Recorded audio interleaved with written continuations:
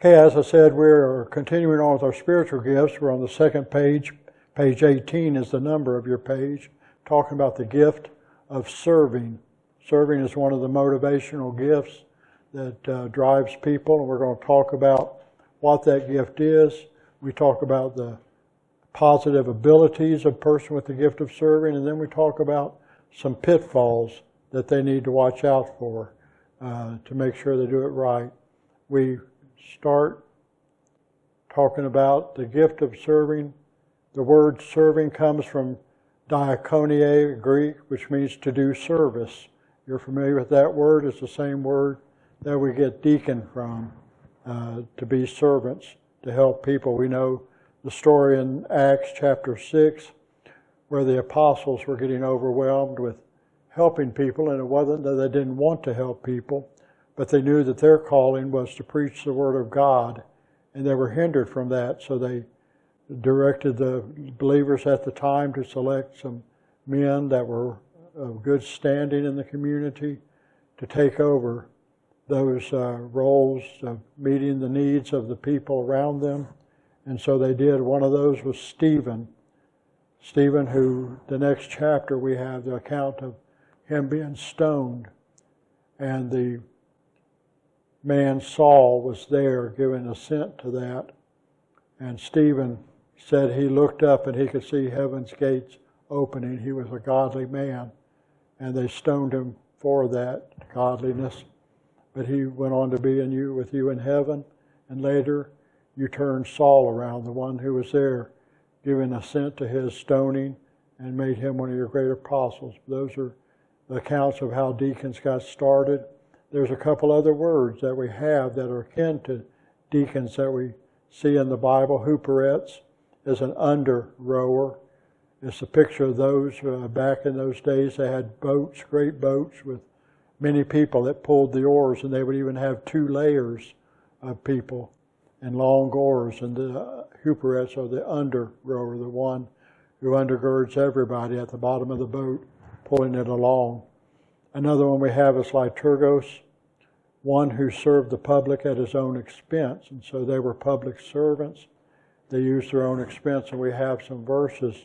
Luke 10:40 we look at there. Got to do the glasses here. Luke 10:40 says, first of all, encouragement of the gift of service is one who works to meet the practical needs of others. Luke 10:40 says, but Martha was distracted by all the preparation that had to be made. That word there is diakonia, service. She came to him, to Jesus, and asked, Lord, don't you care that my sister has left me to do the work by myself? Tell her to help me. So that's talking about Martha having that gift of service. And like they can sometimes, she was getting a little annoyed with her sister because she was busy doing all the work and her sister was busy visiting with Jesus. There's a balance there that we're going to talk about. That's Luke 10:40, the gift of service.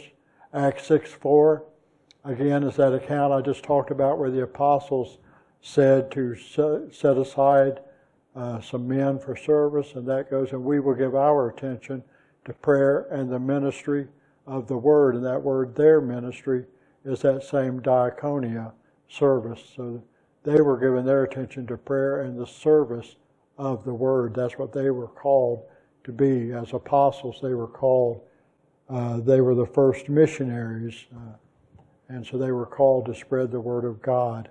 And then we have in Acts 1:17, he was one of our number and shared in our ministry. That's that same word, diakonia. So we see the word is translated in several different ways, coming from that root of service, but they all mean the same thing. And then there are those other words that I talked about, hooperettes, anyone who serves with his hands, a servant, liturgus, a public servant, not so much one that works with their hands. By analogy, one who performs religious or charitable functions, leading in worship, to obey, relieve, a minister. So those are some of the other words that go akin to diakonia about doing service. And a person with the gift of serving, their service is particularly trying to meet the practical needs of others, giving them food, giving them shelter, helping them with their day-to-day problems. So we're going to go in and talk about the attributes of a person with the gift of serving. And these attributes, we have the attributes and we have pitfalls.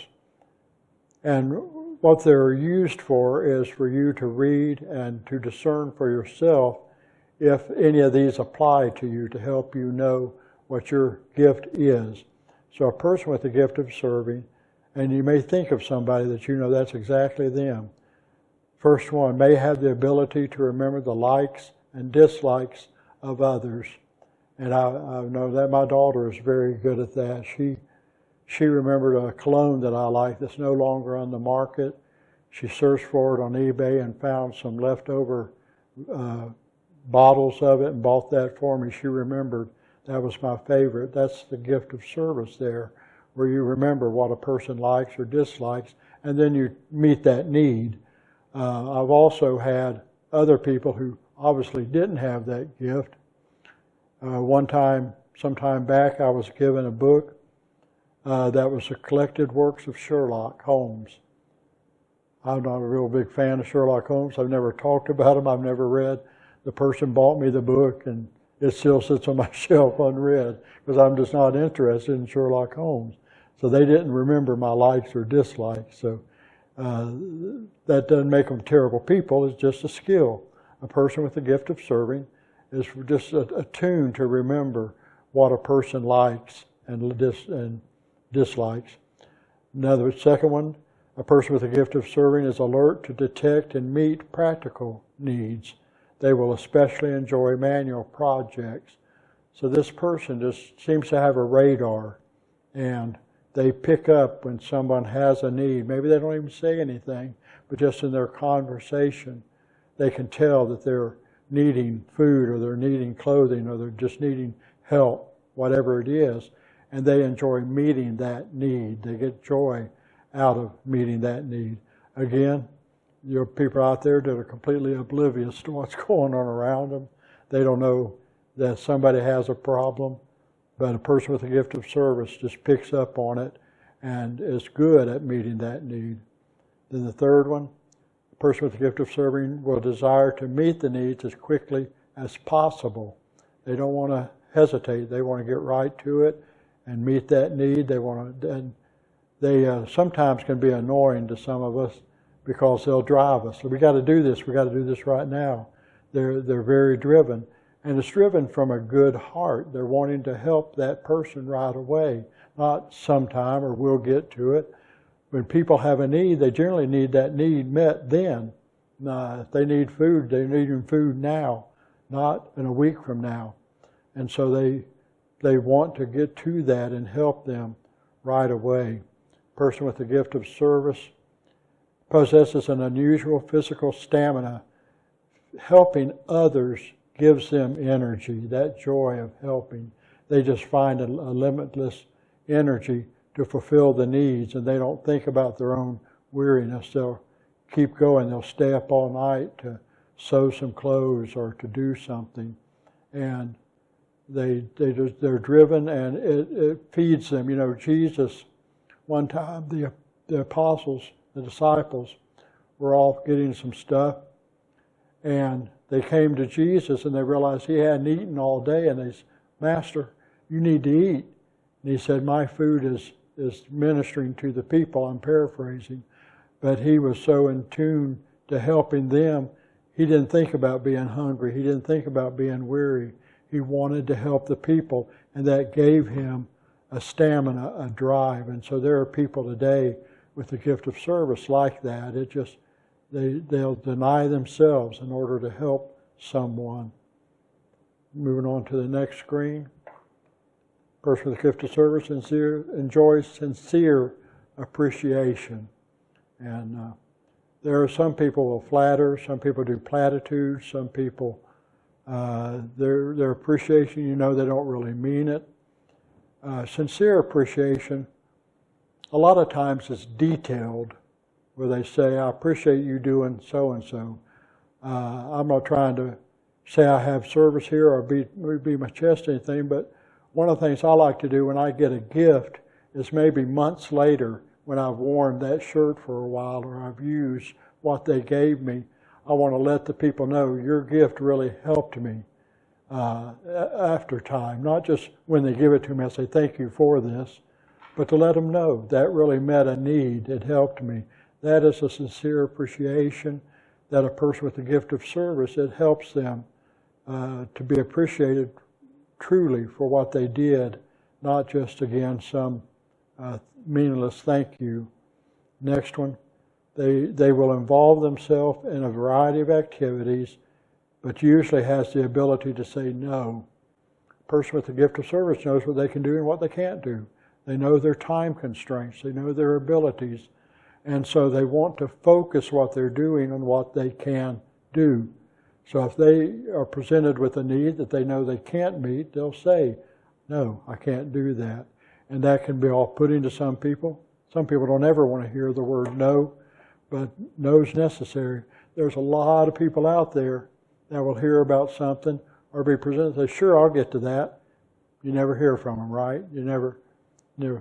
There's a great passage, I can't quote the reference, with Jesus talking, and he talks about one who the master says, I want you to go do this. One servant says, yes, Lord, I'll get to it. Another one says, no, I don't think I will. Well, the one with yes never does. They change their mind, they go on piddling around with what they want to do. But the one who said no initially says, you know, I think I will do that. And Jesus said, which is the better one?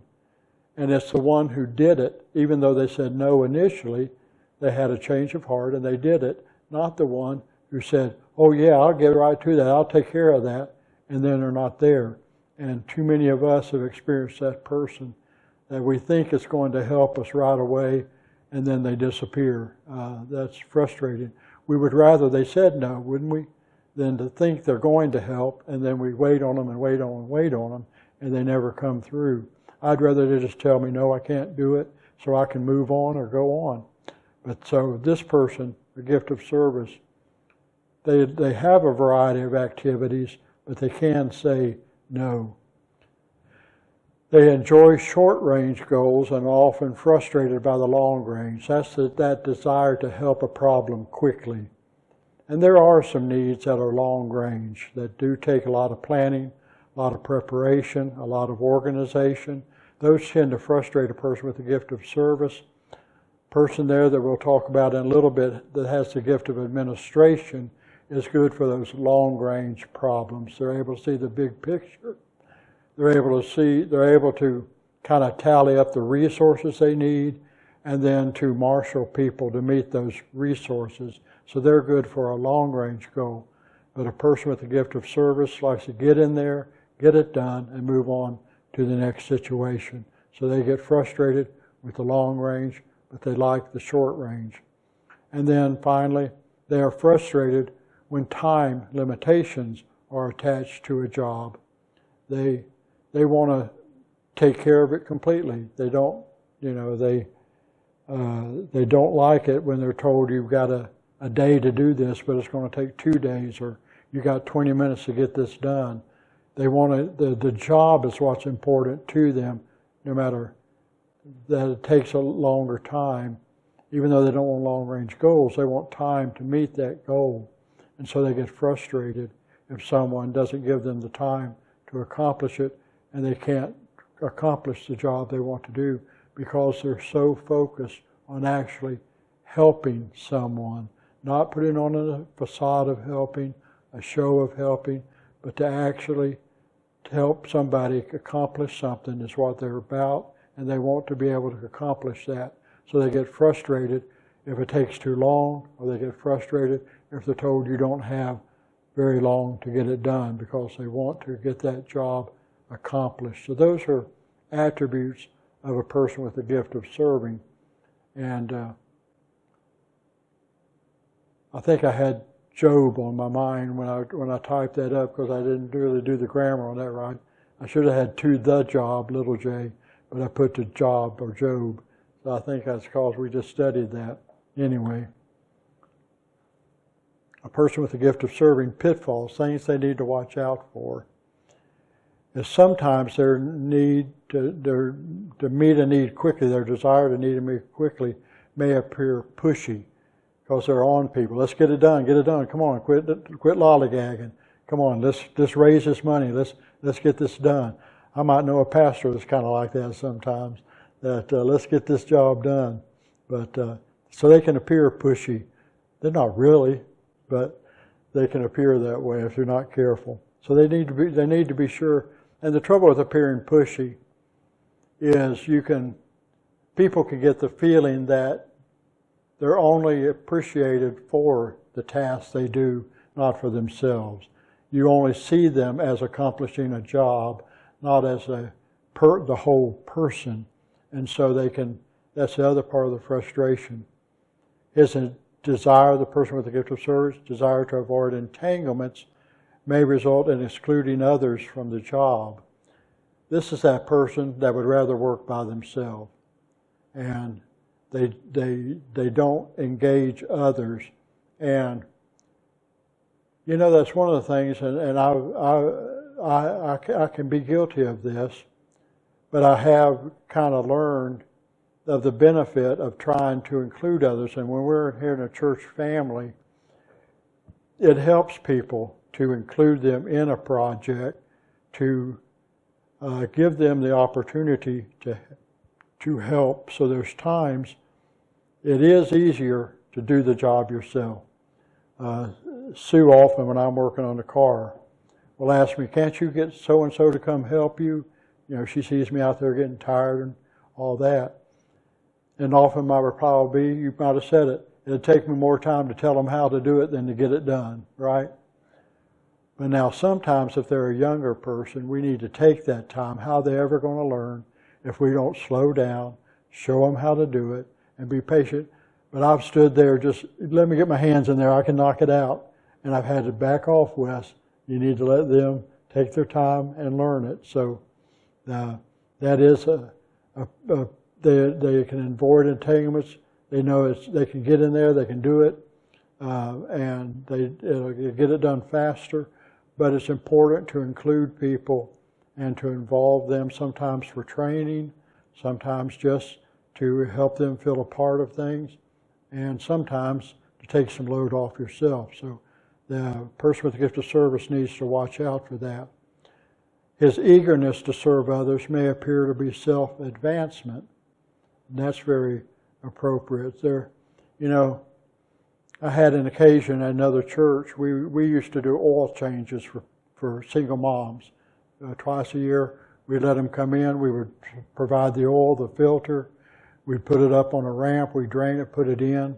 Well, it came time for that event again, and one of the deacons was kind of complaining, maybe not really, but he said, well, I guess I'll put that hat on. The person who used to do it in here, I'll do it. Well, I thought, well, okay, I'll help this fella out. So I started working on it, getting oil, getting my ramps going to be there.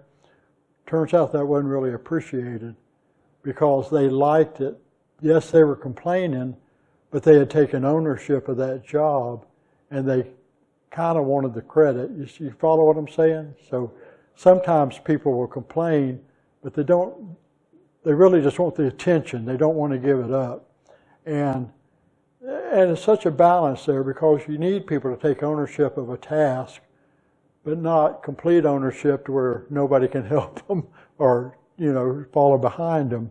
So there again, there's a balance. So sometimes a person with the gift of service, getting in there, taking care of it, people can think that they're trying to get a pat on the back. Or, when I was a boy, we used to say, you want a medal or a chest to pin it on, is what we'd say.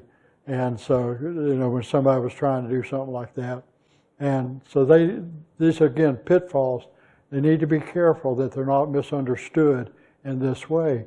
They're typically not looking for self-advancement. A person with the gift of service is genuinely wanting to help people.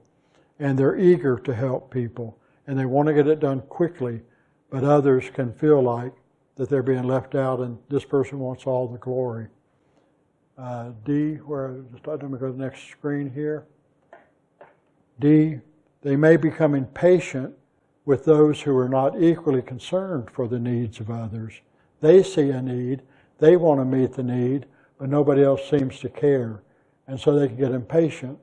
And sometimes, again, it takes such wisdom in life, really, because sometimes people don't care and they aren't willing to invest. Other times they have a different area of interest.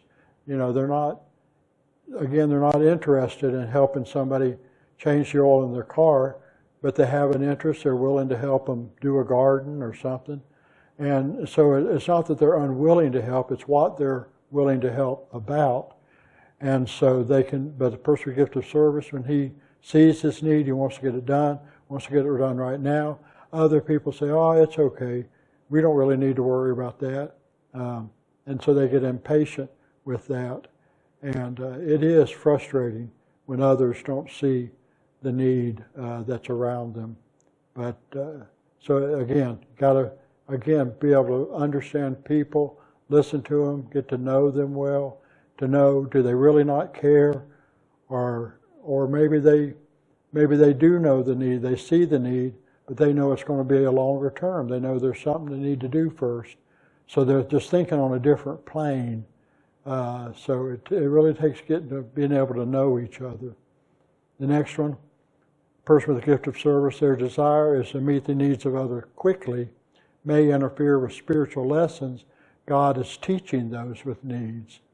And that's sometimes hard to remember, that, you know, we can meet a need of somebody, but they don't learn anything from it. They need to learn maybe how to manage their finances. If we just give them a check, they get it taken care of, they're happy, but they haven't learned the rigors of how to control their money, how to save.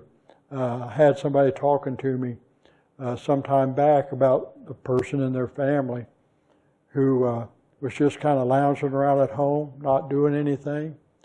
And he was kind of wondering what to do or how to handle that. And I said, sometimes the help is to kick them out, to kick them in the butt and say, you know, get to it. If you continue just to give them all the food they need, provide the TV, provide the cable, to where they hadn't got to do anything, you're not helping them. Years ago, many years, about 40 years ago when I was in college, I used to play tennis fairly regularly, and I played with this other person. And I'd typically beat them. Not that I beat everybody, but this one I could beat. But I found myself sometimes backing off on my game so that they would win. And I remember talking to one of the counselors at school about that. I don't remember why it drove me. I just wondered, maybe, I don't know what I wondered. But I talked to him about it, and he was the one to tell me, you know, you're not doing that person any favors by lessening your game so they could win. Yes, they may feel better for the moment, but actually, you know, keeping them challenged is going to help them become a better, in this case, tennis player. So, you know, it's amazing, really, when we stop to think about these tasks, how much wisdom it takes, because you can also so enjoy beating somebody, you browbeat them. I mean, you run them in the ground, you beat up their esteem, you make them feel bad about themselves instead of challenged. And so that getting that balance of keeping the challenge in front of them, but not gloating, not making them feel less.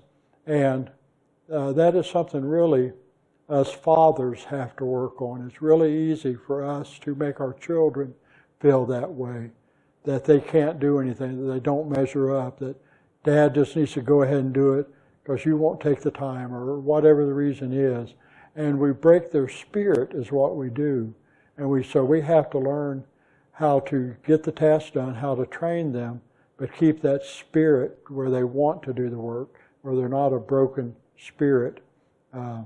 And so this is a balance here that we need, where we don't meet things too quickly, and we understand there may be a spiritual lesson that God is working there, and we can jump in and interfere with what God is doing. So we need discernment that comes from the Spirit, of knowing how the Spirit works. And so then, the last one, their desire to meet physical, practical needs may leave the impression that he is unconcerned about the spiritual. And that's pretty easy to understand, that they're so concerned about meeting that day-to-day need that they don't address the spiritual part. It's not that they don't see the importance of the spiritual, it's just their focus is on a different thing. And that's one reason why we need a congregation, a family, we need a group with a variety of gifts, because we need the person with the gift of service that is going to meet that physical need right now, take care of that.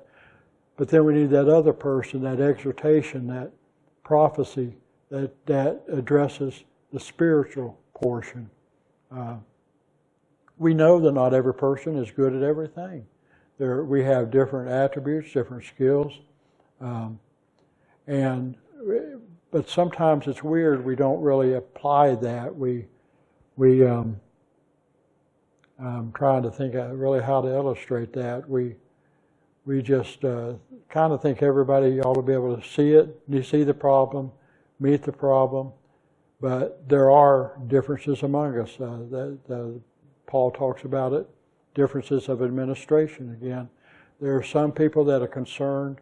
A person with the gift of mercy places a lot of importance on how the person feels about themselves, and the physical, meeting the practical needs, not quite as important, just so that person feels good about themselves. Well, a pitfall for them, and we'll talk about the gift of mercy, can be that they're so focused that the person feels good about themselves, they don't teach them there's a problem and you need to correct the problem in your life, just so you feel good. Back when I was back in between jobs years ago, I took a job grading papers for Jefferson County, and they had 100 of us in this room, and all these essays were coming in. And the hardest problem just about for everybody there was they didn't want us to correct the grammar, the spelling. We were supposed to just examine it. Did they get across how they felt about the subject? Boy, that was so hard. And they would have us. If we marked it up too strictly on the spelling or the grammar or sentence structure, they'd tell us to go back and redo it, because that wasn't what we were there to do. We were supposed to just help them feel good. Yes, you accomplished what you were trying to say. No, you didn't. I don't know if I ever got to that, but that was, and I wasn't the only one. It was just, we grew up in school. There was a certain way math worked. There was a certain English. We diagrammed sentences, the adverb and the adjective. I love diagramming sentences. I thought it was fun. Now, too often, it's not that they write correctly, but that they express what they're feeling. Well, we want them to express what they're feeling correctly, right? And I stick to that still. It's important for them to be able to express themselves on paper, but you need to do it well. You need to say it right. There was some horrible, horrible grammar come through, and we just had to overlook it. Drove us all crazy. I didn't last too long in that one. But so this person, gift of service, can be the opposite of that. They can be so focused on the practical needs that they're unconcerned about the other part of them. There is an emotional component to us. There is an esteem, a self-esteem. There is the spiritual component to us. Those are important as well. We're not single function people. We are complex, and all of those need to be fed. That's one reason children do better in a two-parent home. Study after study after study shows the best students, the best adjusted people are people that came where both parents were in the home and were good parents. I mean, certainly if you have a lousy parent, that doesn't help. And so often, you'll have the two sides. You may have a dad who does the fun stuff with the kids, and mom is the rule maker and keep the rules. Sometimes it's the other way. But both of those together give a balance to the child. There is a time to have fun, to cut up, to roughhouse, to play around, but there's a time to get down to the work and get it done. And so we need that balance, and it's easier for two people. No one person really is capable of covering all those bases expertly. And so we can do really well. We can learn how to do it. But they just don't, again, study after study. Children do best when they come from two loving parents, raising them, giving them both sides of that. I forget who I was talking to sometime back. I loved my parents in that way. My dad, I learned from him how to repair car engines, how to repair TVs, electronics, all of that kind of stuff. But my mom wanted to make sure I knew how to sew clothes, cook, take care of that kind of stuff. And so when I was growing up, she sent me, I guess, I don't know which it was, made me think I wanted to go, I don't know. But I went to a home economics class one summer, made a pair of pants, made a shirt, these kind of things. I knew how to put a button on. I knew how to do some of these things. I don't like doing it. I don't do it much now, but I did back then, and she had me learn that and other things. And so I appreciate that. She was also the one who was very strict in the grammar, vocabulary, these kind of things. My dad was more the laid-back, easygoing, but I learned, again, so many skills from him. And one of the ones I learned from him was some people skills, how to be patient. My dad was one of those that I rarely saw him lose his temper. But buddy, when he did, you didn't want to be around. You knew he was angry. But most of the time, he was easygoing, calm. Took a lot to get him there, but he could. And so we learn those things from our different parents. We think about our parents. You think about your parents. I'm sure you can see that as well. So those are the people with the gift of serving, going through those, and the challenge for you is to just think about whether they'll meet you. On the back of the sheet is a self-evaluation form. And it says, the backs of the sheets are all identical, just related to each individual gift. But it says, to what degree does this gift fit you? Is this gift evident in you? Not at all. You don't see any of these attributes in yourself. Do you see some of them? Do you see that this is describing you to a T? So please look at that, and just, it's not a graded test. It's not a right or wrong. It's just how you're perceiving yourself from these things. And then I ask, which traits of the gift of serving do you see evident? So when you read over these, you might take a pencil and do a check mark. Yep, I fit that one. No, I don't really do that. And just gauge yourself to see how much of this gift that you have. One of the things that is different when we have walked with the Lord a long time and we have matured in life is we develop attributes of a lot of the gifts. The Holy Spirit gives us a gift, but a mature person develops skill. A mature person is considerate about others and wants to help others and is willing to help others. It may not be their main drive, but they don't shrink back from it. So you may find yourself having some of these attributes, but you may find out you may not have the gift of serving, even though you do serve in some places. So anyway, so that's what this evaluation is on back. To what degree does this gift evident in you? Which of the traits on the front apply to you? And then just for fun for my members, just to jot down, how much of this gift do you see in your pastor? Do you see any of this in me at all? I don't know when I'll get your answers. I'm not really worried about that. It's just kind of for you to think about. We can talk about it sometime. And then the final question, who can you think of that you know around you now, or maybe here serving in the church over the years? Who would you say that fits them to a T? That person obviously had the gift of service. It can be helpful to do that. Part of what we want to do as we move forward is we get to where we can think about who we have attending with us here. And we can see, yes, that person definitely has the gift of service. This one definitely has the gift of mercy, and so forth. And we're not trying to pigeonhole people, but it helps us know kind of who to go to for a particular thing, where to plug them in. And it's smart when we usually don't have the luxury, but when we have the luxury of, say, a nominating committee, when you're going trying to find somebody to fill a position, you don't just plug somebody in. You plug in somebody that has the attributes to do that job well. Okay, if you got, I won't elucidate it, but you follow what I'm saying. That's called gift-based ministry, and many churches have tried to go through that. Unfortunately, what typically happens, you don't have enough people participating to have that luxury. You have to get somebody to say yes to the job, is where we often find ourselves. But again, when we have that luxury, I've been able to see, but we should try. We're coming up on our, it's time this summer. We start doing our nominating committee.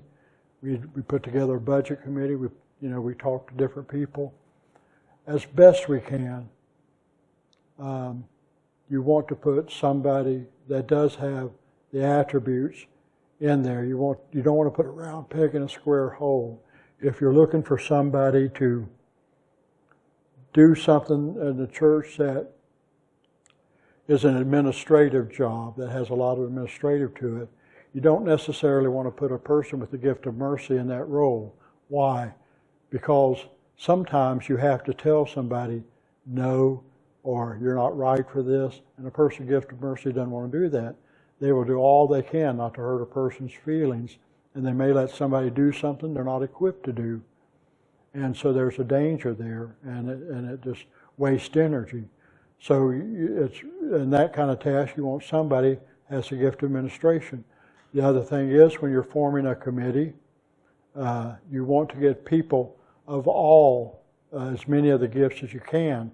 You don't want a planning committee with everybody that is, again, I'll say mercy or teaching. The teacher likes to research, and we all know the phrase paralysis by analysis. You spend so long trying to figure out the problem, you don't get anything done. That's necessary to analyze it, but if you have a room full of analysts, they never get a decision made. So you need that balance. So you think of, when you're putting a committee together, you try to think of people that have all the attributes. You need encouragers, you need teachers, you need mercy, you need serving, all these things. It's good to have the gift of giving. So when we learn these things, it's good when we can apply these principles when we're selecting that, when we're trying to think of somebody for a job. If we're thinking of a hospitality committee, somebody that's going to be active taking meals to people, trying to meet those kind of needs, an administrator is not going to be good at that part of it. Now, an administrator will be a good one to organize the people and get them on a schedule, make their work efficient, but they're not going to be the good one to actually go and take the food to the person. That you need a different type of, you need a person with the gift of mercy or encouragement. So that's one reason we can benefit if we'll take this study and apply it to the different things we're doing. It's also helpful for us because sometimes we may know already, but in looking at this, we may find ourselves that I've got this particular gift, but that gift is not suitable for this task that I've taken on. I'm not being effective because that's not what I'm gifted to do. And so it'd be better to say no and find somebody that is gifted for that. So that's the way it can help us get plugged into the right way. So that's part of the benefit. So we're going to stop after the gift of serving. We did prophecy last week. We did serving this week, and next week we will talk about, what is the next one? Come on, fingers.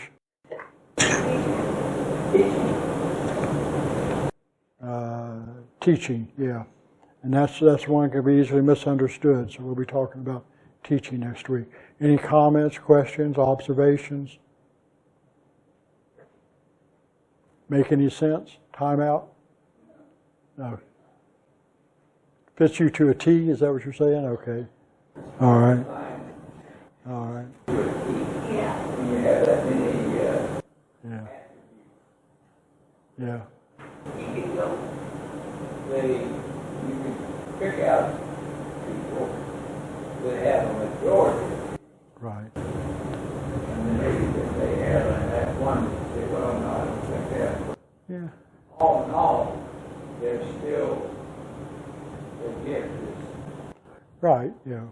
We understand absolutes usually, but now also we need to remember there's a process of maturing, and you may have a person young in Christ or whatever that has some of these. They may have the gift of serving, but they just haven't learned. Maybe they're busy in the pit, so we need to also try to have that discernment, about the person's growth. So it really takes a lot of discernment and wisdom, but you're right. Often they're not going to be every single one of them, or every single one of them 100% of the time. Maturing process. Maturing process. You, younger, that have a lot of this, but as they get older, I would see they develop even more. Exactly, yeah. Right. Yes, yeah. Okay. Anything else? Okay, let's go to the Lord in prayer and say good night.